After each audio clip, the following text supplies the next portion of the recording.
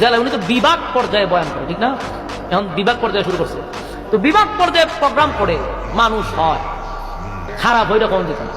মনে করেন ওখানকার বাংলাদেশের সবচেয়ে বড় সেলিব্রিটি যদি আপনি ধরেন, আজহারের উপরে আপনি এটা আপনি মানেন বা না মানেন, আপনার দল না লেগে আপনি মুসা মানলেন, এটা আপনার কৃপণতা এবং আপনার সংকীর্ণতা, কিন্তু আপনি মাইন্না নিতে হবে তার থেকে বড় সেলিব্রিটি আর বাংলাদেশে কেউ নেই। ওয়ান পিস আমার মতে মিলছে না, এখানে মুখ মুসা মারবো, যে আমার দ্বারা সম্ভব না।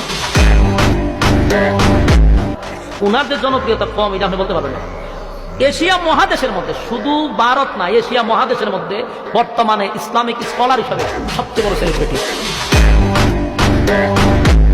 তারা যখন মানুষের রিসিভ করে, আমি তাকাইয়া দেখি বই আল্লাহ কত সম্মান দিছে, আমরা ডক্টর ইউনূসের এরকম সম্মান দিচ্ছি।